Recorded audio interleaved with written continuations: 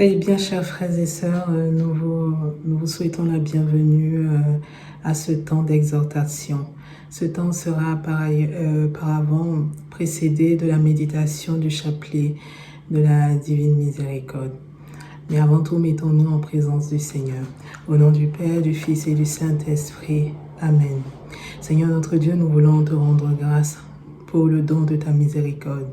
Toi que l'apôtre Paul définit dans la deuxième épître aux Corinthiens comme le Père des miséricordes et le Dieu de toute consolation.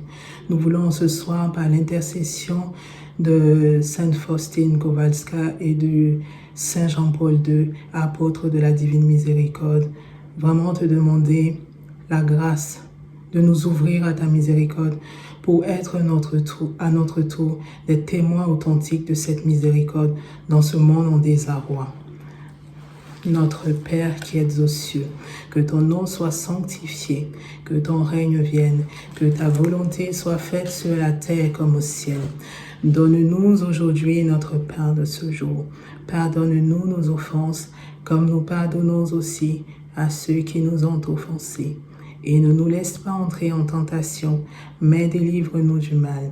Car c'est à toi qu'appartiennent le règne, la puissance et la gloire pour les siècles des siècles. Amen.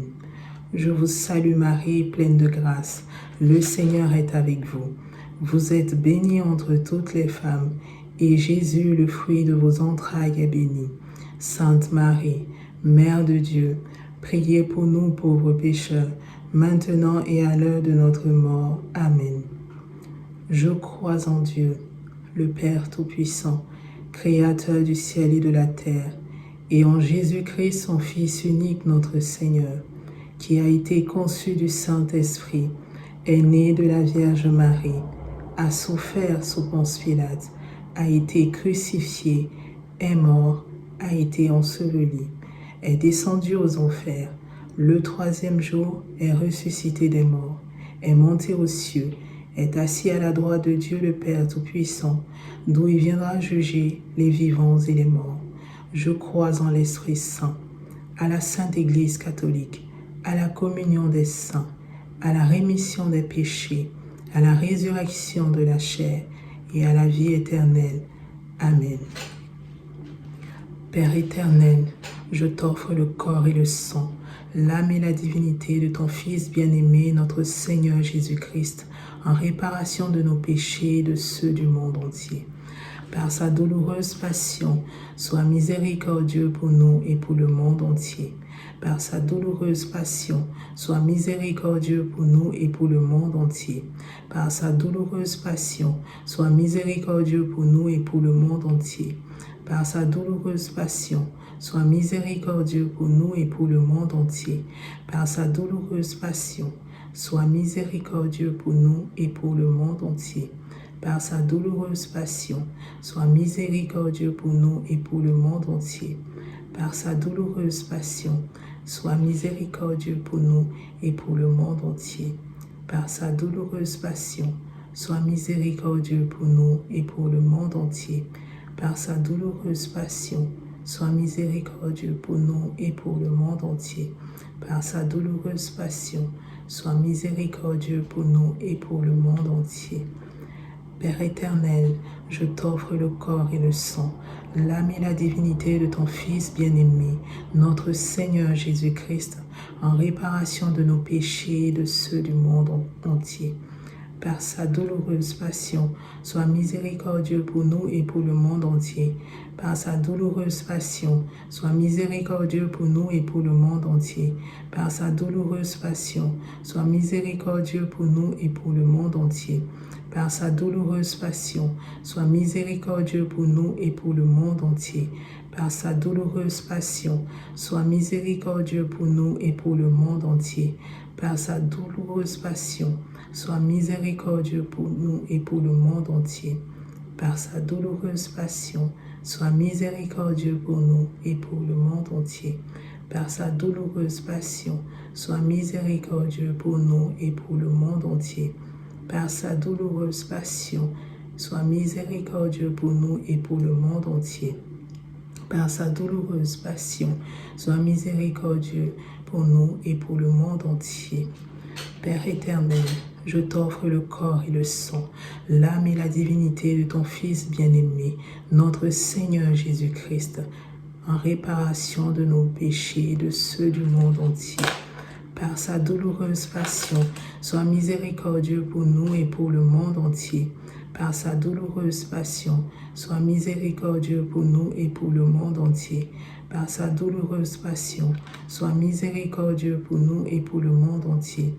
Par sa douloureuse passion, sois miséricordieux pour nous et pour le monde entier. Par sa douloureuse passion, sois miséricordieux pour nous et pour le monde entier. Par sa douloureuse passion, sois miséricordieux pour nous et pour le monde entier. Par sa douloureuse passion, sois miséricordieux pour nous et pour le monde entier. Par sa douloureuse passion, sois miséricordieux pour nous et pour le monde entier. Par sa douloureuse passion, sois miséricordieux pour nous et pour le monde entier. Par sa douloureuse passion, sois miséricordieux pour nous et pour le monde entier. Père éternel, je t'offre le corps, le sang, l'âme et la divinité de ton Fils bien-aimé, notre Seigneur Jésus-Christ, en réparation de nos péchés et de ceux du monde entier. Par sa douloureuse passion, sois miséricordieux pour nous et le monde entier. Par sa douloureuse passion, sois miséricordieux pour nous et le monde entier. Par sa douloureuse passion, sois miséricordieux pour nous et pour le monde entier. Par sa douloureuse passion, sois miséricordieux pour nous et pour le monde entier. Par sa douloureuse passion, sois miséricordieux pour nous et pour le monde entier. Par sa douloureuse passion, sois miséricordieux pour nous et pour le monde entier. Par sa douloureuse passion, sois miséricordieux pour nous et pour le monde entier. Par sa douloureuse passion, sois miséricordieux pour nous et pour le monde entier. Par sa douloureuse passion, sois miséricordieux pour nous et pour le monde entier. Par sa douloureuse passion, sois miséricordieux pour nous et pour le monde entier. Père éternel, je t'offre le corps, le sang, l'âme et la divinité de ton Fils bien-aimé, notre Seigneur Jésus-Christ, en réparation de nos péchés et de ceux du monde entier. Par sa douloureuse passion, sois miséricordieux pour nous et pour le monde entier. Par sa douloureuse passion, sois miséricordieux pour nous et pour le monde entier. Par sa douloureuse passion, sois miséricordieux pour nous et pour le monde entier. Par sa douloureuse passion, sois miséricordieux pour nous et pour le monde entier. Par sa douloureuse passion, sois miséricordieux pour nous et pour le monde entier. Par sa douloureuse passion, sois miséricordieux pour nous et pour le monde entier. Par sa douloureuse passion, sois miséricordieux pour nous et pour le monde entier. Par sa douloureuse passion, sois miséricordieux pour nous et pour le monde entier. Par sa douloureuse passion, sois miséricordieux pour nous et pour le monde entier. Par sa douloureuse passion, sois miséricordieux pour nous et pour le monde entier. Dieu saint, Dieu fort, Dieu éternel, sois miséricordieux pour nous et pour le monde entier. Dieu saint, Dieu fort, Dieu éternel, sois miséricordieux pour nous et pour le monde entier. Dieu saint, Dieu fort, Dieu éternel, sois miséricordieux pour nous et pour le monde entier. Jésus, j'ai confiance en toi. Jésus, j'ai confiance en toi. Jésus, j'ai confiance en toi. Amen. Chers frères et sœurs, merci d'être restés méditer avec nous le chapelet à la divine miséricorde. Ce soir, il nous échoit d'échanger avec vous sur le thème « Être témoin de la miséricorde de Dieu ». Mais avant tout, il convient de présenter avant tout les contextes de l'instauration de la fête de la miséricorde divine. Notre exhortation se déroulera en quelques étapes. D'abord, nous allons contextualiser l'instauration de la fête de la Divine Miséricorde. Ensuite, nous définirons à proprement dit le terme de la miséricorde divine et son parcours dans l'histoire biblique, dans l'Ancien Testament comme dans le Nouveau Testament. Dans un troisième temps, il sera question de dire en quoi consiste la miséricorde de Dieu et qu'est-ce qu'être témoin de la miséricorde de Dieu. Donc voilà un peu comment se déroulera notre partage de ce soir. Il faut rappeler à la base que à l'origine, la fête de la miséricorde a été demandée par Jésus lui-même à Sainte Faustine Kowalska en 1931. Et on retrouve cette demande dans le petit journal de Sainte Faustine au paragraphe 49 et 50 où Jésus dit à Sainte Faustine « Je désire qu'il y ait une fête de la miséricorde le premier dimanche après Pâques. Ce dimanche doit être la fête de la miséricorde. » C'est alors que cette fête a été instituée d'abord en 1985 dans l'archidiocèse de Cracovie avant de s'étendre dans quelques autres diocèses de Pologne. 10 ans plus tard, donc en 1995, le Saint-Père Jean-Paul II l'a étendu à tous les diocèses de Pologne à la demande de l'épiscopat polonais. Et en l'an 2000, le deuxième dimanche de Pâques, jour de la canonisation de Sainte Faustine Kowalska, appelée aussi apôtre de la miséricorde divine à Rome, le Saint-Père Jean-Paul II a institué la fête de la miséricorde divine pour toute l'Église universelle. Alors ce jour-là, le jour de la miséricorde divine, l'Église accorde l'indulgence plénière, c'est-à-dire le pardon des péchés à tous ceux qui sont en état de grâce, qui se sont confessés au plus 8 jours avant ou après la fête, qui communient ce jour et prient aux intentions du pape. Donc voilà un peu pour contextualiser et rappeler les origines de l'instauration de la fête de la miséricorde divine. Mais il convient avant tout de savoir ce que c'est que la miséricorde. On entend beaucoup ce terme, mais souvent on ne sait pas trop ce que ça veut dire.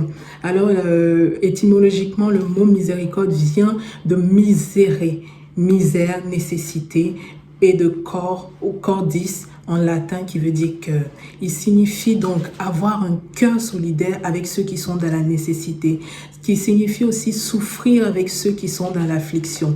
Mais dans le langage courant, on assimile souvent la miséricorde à la compassion et au pardon. Mais pour Israël, la miséricorde provient en effet de la réunion de deux courants de pensée. La compassion qui va avec la pitié et avec la pitié que ça implique, et aussi la fidélité avec comme exigence l'amour. Mais on remarque aussi que plusieurs mots sont utilisés dans diverses traductions de la Bible pour désigner le mot miséricorde. Ce sont entre autres la tendresse, la pitié, la compassion, la clémence, la tendresse, la bonté. Et alors Dieu se révèle à travers l'histoire comme le Dieu de tendresse face à la misère humaine.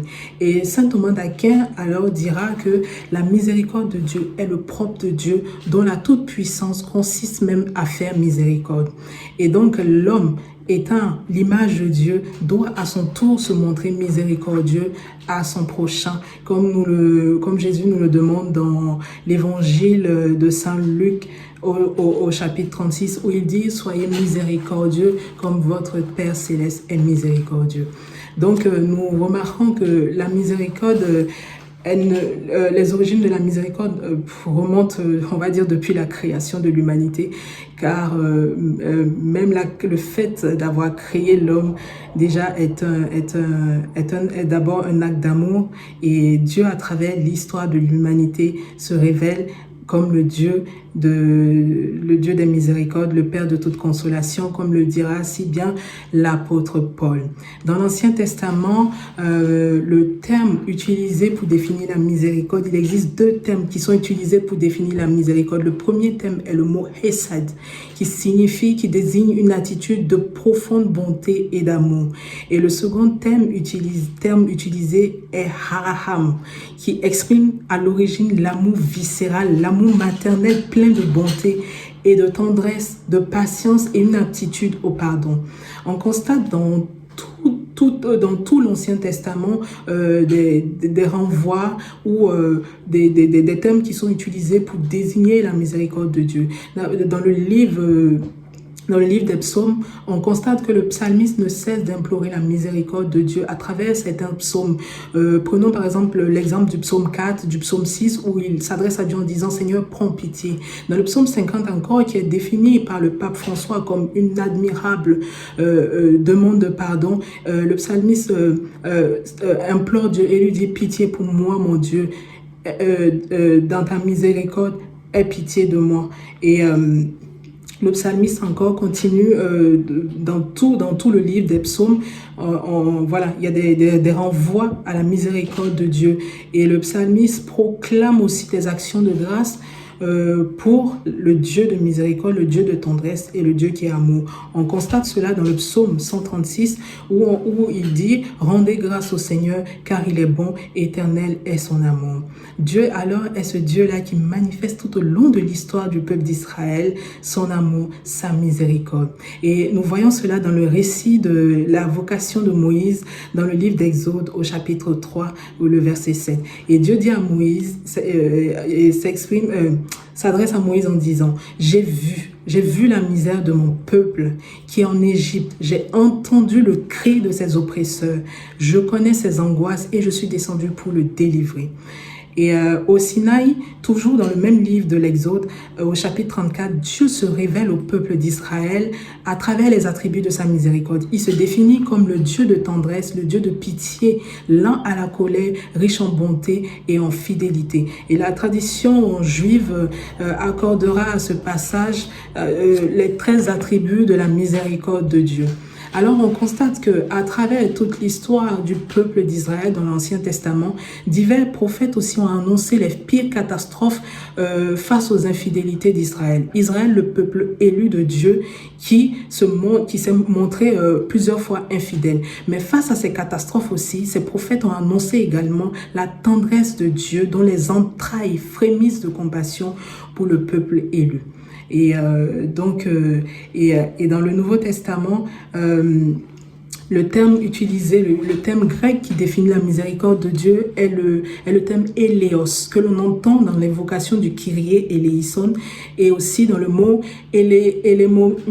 élémosina, qui signifie aumône en latin. Donc la miséricorde exprime le sentiment que l'on éprouve face aux besoins, à la nécessité, au malheur d'une personne, et ainsi que l'action qui en découle, et qui signifie entre autres avoir pitié, ressentir une affection profonde, viscérale comme une mère, être plein d'amour, éprouver un attachement, une tendre émotion, offrir une aide. Tout l'avènement de Jésus, l'avènement de Jésus aussi est une œuvre de miséricorde, car il dit dans l'évangile de Saint Jean que car Dieu a tant aimé le monde qu'il a donné son Fils unique afin que quiconque croit en lui ne périsse point mais qu'il ait la vie éternelle. Jésus est venu nous réconcilier à Dieu. Il est venu nous offrir le pardon de Dieu, mais aussi la vie de Dieu. Et l'apôtre Jean toujours dira dans sa première épître au chapitre 4 que l'amour de Dieu a été rendu visible et palpable dans la vie de Jésus. Tout en Jésus parlait de miséricorde. Rien en lui ne manquait de miséricorde. Poussé par cet amour, on verra Jésus guérir les malades qui se présentaient à lui, rassasier les foules avec peu de pain et quelques poissons. Et cette miséricorde qui animait Jésus faisait même que dans les plus grandes détresses de ses interlocuteurs, il arrivait à lire dans leur cœur et à répondre à leurs besoins. On voit cela dans le Nouveau Testament. D'abord, je citerai quelques passages. On voit voit cela dans l'épisode de la veuve de Naïm. Devant la détresse de cette mère face à la mort de son fils unique, en Luc 7, à partir du verset 11, il est dit dans cet épisode que Jésus eut pitié d'elle. Qu'il fut, d'autres versions disent, il fut ému de compassion, notamment la version Louis II et Crampon. Et ensuite, dans l'évangile selon saint Marc, après avoir libéré le possédé de Gérasa, Jésus lui donne cet ordre. Va, rapporte aux siens tout ce que le Seigneur a fait pour toi dans sa miséricorde. Le terme miséricorde. Même dans l'appel des disciples, Jésus fait preuve de miséricorde. On voit cela dans l'appel de Matthieu relaté en Matthieu 9. Jésus nous montre, en fait, le passage de Matthieu 9 nous montre Jésus qui regarde droit dans les yeux de Matthieu, un regard riche de bonté, un regard qui ne condamne pas, mais un regard qui pardonne les péchés. Et cela, en dépit des objections des autres apôtres, Jésus appelle Matthieu le publicain, Matthieu le pécheur à devenir l'un des 12. Et là encore, on voit la miséricorde de Dieu qui n'appelle pas les qualifiés, mais il appelle ceux qui sont rejetés, ceux en qui on ne croit pas, ceux qui sont exclus, ceux qui sont traités de pécheurs, les rejetés. Jésus va au-delà de cela et il appelle Matthieu à sa suite. Il appelle Matthieu pour être disciple, pour être apôtre, pour être pécheur d'hommes, pour délivrer ses frères des eaux de la mort. Quelle beauté et quelle tendresse, quel amour de Dieu. Et encore, on constate la miséricorde de Jésus. Toutes les paraboles du Nouveau Testament que Jésus a utilisées pour enseigner ses disciples nous révèlent la nature de Dieu, la nature miséricordieuse de Dieu qui ne s'avoue jamais vaincu.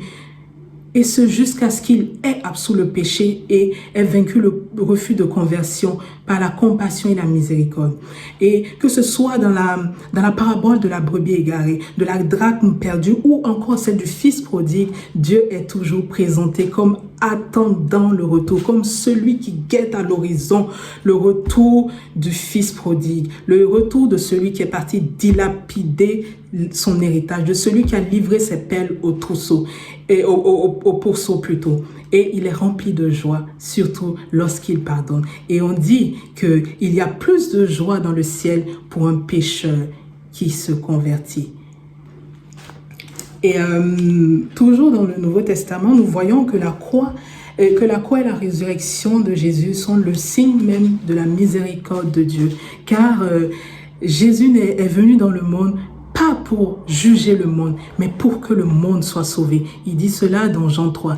Et toujours dans Jean 3, dans l'entretien avec Nicodème, il dit à Nicodème, comme Moïse a élevé le serpent d'airain, il faut aussi que le Fils de l'homme soit élevé, afin que quiconque croit en lui ne périsse point, mais qu'il ait la vie éternelle. Rappelons-nous dans le livre des Nombres au chapitre 21, justement dans l'épisode du serpent d'airain, le peuple juif avait récriminé contre Dieu et contre Moïse. Et Dieu a envoyé des serpents brûlants qui ont mordu la plupart d'entre eux et beaucoup sont morts.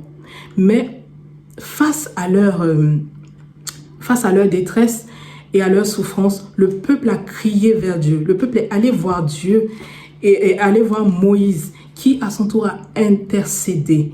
Et nous connaissons la suite. Dieu a demandé à Moïse d'élever un serpent d'airain.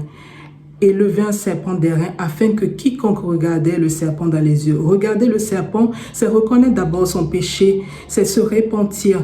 Et donc, quiconque se repentait et regardait le serpent d'airain ne mourrait pas, mais avait la vie. Et Jésus, comme le serpent d'airain, est celui qui vient nous réconcilier avec Dieu, qui vient nous donner d'expérimenter l'amour de Dieu, la miséricorde de Dieu, l'amour hesed, l'amour viscéral qui relève, qui soutient, mais qui pardonne. Et on voit à travers cela que Jésus nous a aimés jusqu'au bout et a donné sa vie pour que nous soyons sauvés. Jésus est venu alors nous révéler, il est venu pour nous révéler l'amour de Dieu et nous tourner vers nos frères. Et nous sommes appelés à imiter Jésus. Saint Paul le dira si bien, soyez mes imitateurs comme je suis moi aussi imitateur de Jésus. Nous sommes appelés alors à imiter Jésus, à aimer comme lui, à agir comme lui, à vivre comme lui. Et Jésus nous enseigne que la miséricorde, en plus d'être un attribut de Dieu, est un critère par lequel on reconnaît les véritables enfants de Dieu. Et il dit dans l'évangile selon saint Luc, « Soyez miséricordieux comme votre Père Céleste est miséricordieux. » Et c'est dans cette dynamique que la communauté des enfants de Padre Pio, que nous, les enfants de Padre Pio, nous avons comme vocation d'être des témoins de la miséricorde de Dieu. Et le témoin, par définition littérale du dictionnaire, est celui qui certifie, celui qui certifie ou qui peut certifier quelque chose. Alors nous, à la communauté des enfants de Padre Pio, nous définissons la miséricorde de Dieu comme étant la compassion de celui-ci. Rappelez-vous, nous l'avons dit tantôt, la miséricorde est la compassion de Dieu face à la misère des hommes. Mais pour nous encore, nous poursuivons en disant que la miséricorde de Dieu est la compassion de celui-ci devant les misères des hommes, mais aussi les cordes, selon la phonétique française, que Dieu leur tend pour les en faire sortir. Et notre Saint-Père, notre Père, Padre Pio, dira dans cette lancée, « Si je vois quelqu'un souffrir dans son corps et dans son âme, que ne ferais-je pas auprès de Dieu pour le voir sauver? S'il le faut, j'endosserai volontiers ses souffrances. » Vous voyez, être miséricordieux, c'est compatir, c'est vouloir tout faire, être ému aux entrailles et vouloir donner tout ce qu'on peut pour soulager celui qui souffre. Donc, à l'exemple de Padre Pio, nous désirons être l'une de ces cordes dont Dieu se sert pour manifester sa compassion et son soulagement. Et nous voulons nous faire proches de tous ceux qui souffrent et travailler autant que faire se peut à leur mieux-être. Et l'apôtre Jacques abondera dans le même sens quand il nous dit que la foi sans les œuvres est une lettre morte. Le témoin de la miséricorde est celui-là dont la vie et les actes transmettent la miséricorde, transmettent l'amour, la compassion, la tendresse, la pitié de Dieu pour pénétrer les cœurs des personnes et les inciter à retrouver le chemin du retour au Père.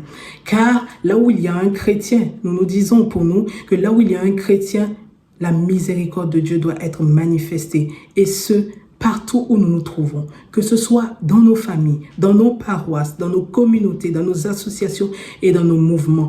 Et Jésus nous montre si bien l'exemple. Dans l'évangile selon saint Luc, lors de sa première déclaration messianique, tirée justement du livre d'Ésaïe au chapitre 61.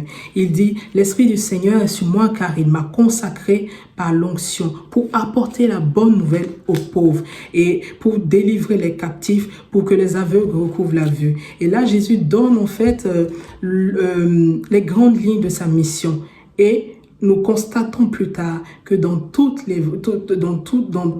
les évangiles, Jésus s'attellera à cette tâche. Il s'attellera à rendre Dieu présent, à rendre le Dieu de l'Ancien Testament encore plus présent en manifestant sa miséricorde, en guérissant, en relevant, en pardonnant les péchés.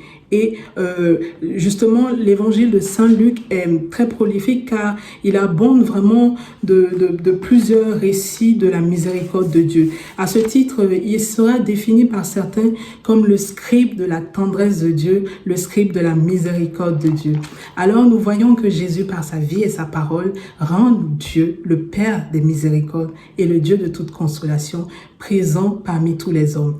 Et nous, enfants de Padre Pio, et nous pensons, tous les chrétiens aussi, devons, comme Saint François d'Assise et Saint Padre Pio, nos modèles, fonder notre vie sur les aspects de la miséricorde. Il y en a deux, les deux aspects de la miséricorde de Dieu. La miséricorde dite spirituelle et la miséricorde temporelle ou corporelle. Par œuvre de miséricorde, entendons par là des actions charitables par lesquelles nous venons en aide à notre prochain dans ses nécessités, dans ses misères d'ordre corporel et d'ordre spirituel. Pour ce qui est des œuvres de miséricorde corporelle, elles se fondent justement sur la parole de Jésus tirée de l'évangile de saint Matthieu au chapitre 25, les versets 33 à 36, qui dit ceci: « Venez les bénis de mon Père, recevez en héritage le roi royaume préparé pour vous depuis la fondation du monde. Car j'avais faim et vous m'avez donné à manger. J'avais soif et vous m'avez donné à boire. J'étais un étranger et vous m'avez accueilli. J'étais nu, vous m'avez habillé. J'étais malade, vous m'avez visité. J'étais en prison et vous êtes venu jusqu'à moi. Quel programme, quel vaste programme de vie. Et on voit que les œuvres de miséricorde sont des chemins concrets et tangibles pour suivre l'exemple de Jésus, parce que dans la Bible, Jésus a nourri, il a donné à manger, il a donné à boire à la Samaritaine, il a accueilli, il a habillé, il a guéri. Et donc, nous aussi, en tant que fils et filles de l'Église, nous devons, comme Jésus, manifester ces œuvres tangibles de l'amour de Dieu et vivre notre foi chrétienne. Donc, pour l'Église, les œuvres de miséricorde corporelle se résument à nourrir les affamés, donner à boire aux assoiffés, vêtir ceux qui sont nus, accueillir les pèlerins, assister les malades, visiter les prisonniers, ensevelir les morts. Il n'est pas nécessaire d'enterrer physiquement les morts pour accomplir cette œuvre, mais déjà le fait d'organiser des funérailles ou de financer des funérailles est une manière de réaliser cette œuvre. Nous notons aussi qu'en date du 1er septembre 2016, à l'occasion de la deuxième journée mondiale de la prière pour la sauvegarde de la création, notre Saint-Père, le Pape François, a ajouté que la sauvegarde de la création devrait être considérée comme une œuvre de miséricorde. Donc, aussi, prier pour la sauvegarde de la création, c'est bien, mais aussi apporter sa pierre à l'édifice est aussi considéré comme une œuvre de miséricorde. Alors, ne nous gênons pas et prenons soin de notre maison commune. Ensuite, pour ce qui est des œuvres de miséricorde spirituelle, il faut noter que la tradition des œuvres de miséricorde spirituelle, quant à elle, remonte au Père du désert.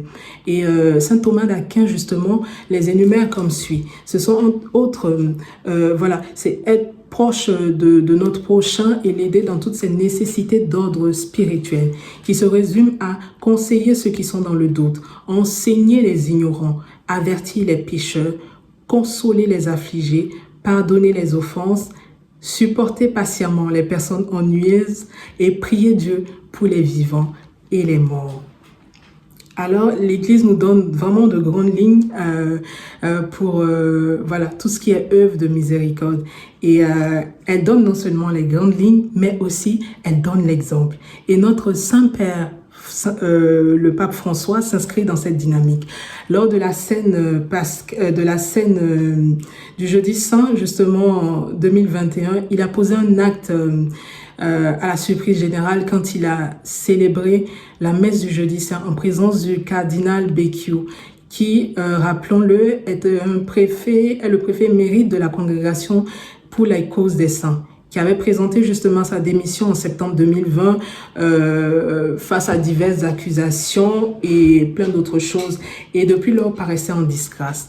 Et le pape François est allé à la surprise générale célébrer la messe avec celui-là qui semblait rejeté, qui semblait en disgrâce, pas en de bons termes avec le Saint-Père.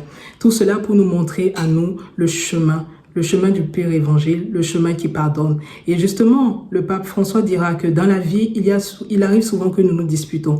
Mais cela doit être quelque chose de passager, car dans notre cœur, il doit y avoir toujours cet amour pour aimer nos frères, pour les servir et pour les aider dans toutes leurs nécessités, d'ordre corporel, mais aussi d'ordre spirituel. Nous voyons à travers cela que la crédibilité du chrétien, justement, passe par le chemin de l'amour miséricordieux, mais aussi par la compassion de Dieu.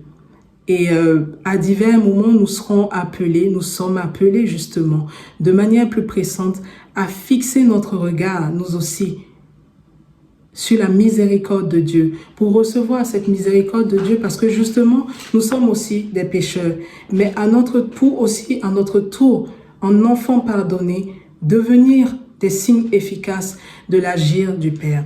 Je terminerai alors ce petit temps d'exhortation par un extrait de la lettre apostolique Patris Corde du Saint-Père François qui dit ceci. « Le malin nous pousse à regarder notre fragilité avec un jugement négatif.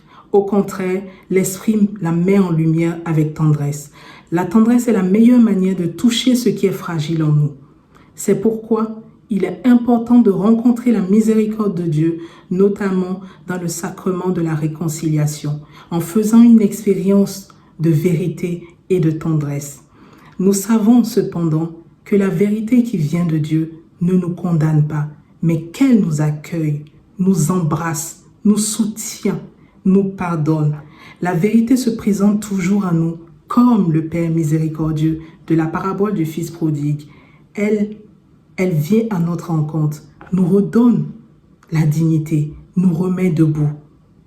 Fais la fête pour nous parce que mon fils, que voilà, était mort. Il est revenu à la vie, il était perdu et il est retrouvé. C'est sur ces lignes, chers frères et sœurs, que je veux rendre grâce à Dieu pour le don de sa miséricorde.